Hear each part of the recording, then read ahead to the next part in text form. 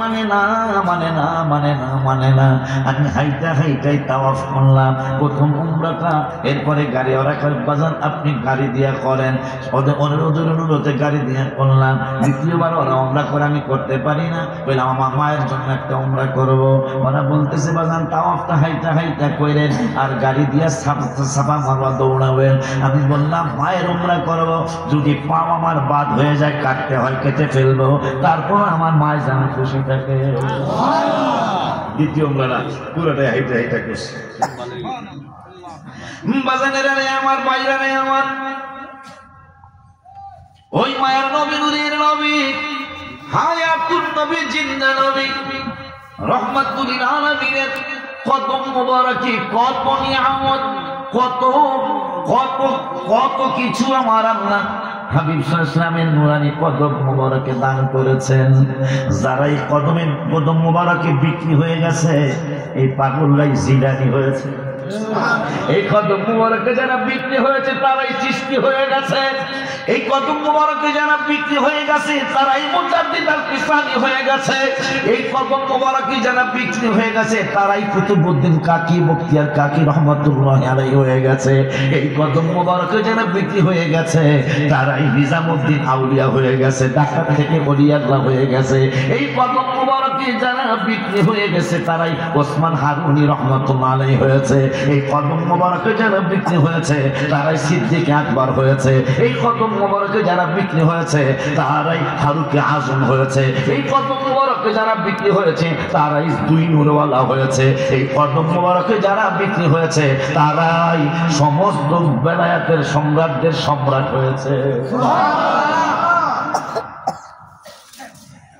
বাজার ও বেলাল, তুমি কেমন কোন আমল করো?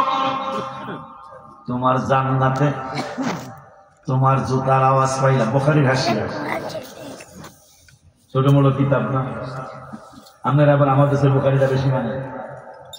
আমরা সব সহিহ হাদিস মানে মারহাবা, আমলের ক্ষেত্রে দুর্বল কেউ না, কারণ সমস্ত ফুকাহারা ফতোয়া দিয়েছেন দুর্বল একটা হাদিসও যদি আমলের ক্ষেত্রে পাওয়া যায় এটাকে আর বেদাত বইল না, এটা আর দুর্বল কইও না। দুর্বল হাদিস থাকলেও এটা আমল যোগ্য। মারহাবা। মাজানদারি আমার বেলাল রাদিয়াল্লাহু তাআলা কাঁদতেছেন যে বেলাল নবীজি জান্নাতের উদ্বোধক, কিন্তু বেলালের পাওটা প্রথম পড়বে, তারপরে হাবিবের কদম মুবারক পড়বে। সুবহানাল্লাহ। আস্তে করে সুবহানাল্লাহ। কেন জানেন?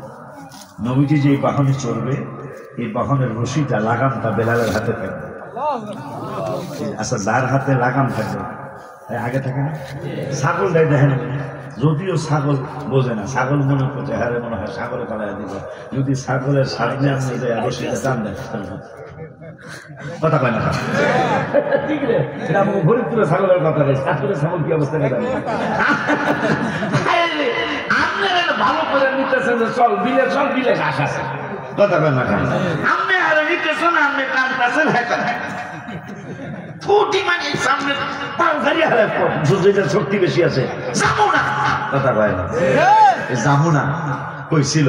হাবিবের কদম মুবারক মা খাদিজাতুল কুবরা রাদিয়াল্লাহু আনহার ছাগলের পাল, নবীজি ছাগল চড়াতে যাচ্ছেন। নবীজি সাল্লাল্লাহু আলাইহি ওয়াসাল্লাম আম্মা জানের বাড়িতে ছাগল চড়াইতে যাচ্ছেন। হঠাৎ করে শুনতেছেন মা খাদিজা দোতলার বেলকনি থেকে চায় এসে নবী কেমনে যায়, এই নবী তো মা খাদিজার হাজবেন্ড হবে। কি কথা কয় কারা, কথা কয় কারা, চায় দেখতেছেন কথা কোনো মানুষ কয় না।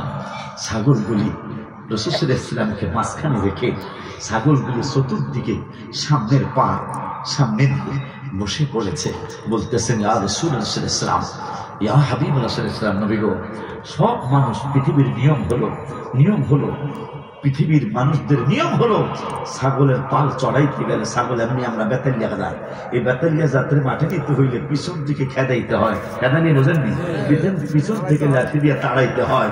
কিন্তু সামনে গেলে হইব না, কিন্তু আপনার পিছনে রেখা আমরা ছাগলের দল সামনে যাবো। এরা মক্কা মদিনা শরীফের মানুষ না চিনতে পারে, আমরা তো আপনাদের চিনি। আমার নবী ইসলাম বললেন ওয়াকাল রাসূলুল্লাহ সাল্লাল্লাহু আলাইহি ওয়াসাল্লাম বুইস্তু ইলান নাসি কাফা। আমার নবী কয় সাতপুরের মুসলমান, আমি শুধু তোমাদের মুসলমানদের নবী না, আমি শুধু তোমাদের মুসলমানদের নবী না, বুইস্তু ইলান নাসি কাফা, আমি সমস্ত মানুষের নবী।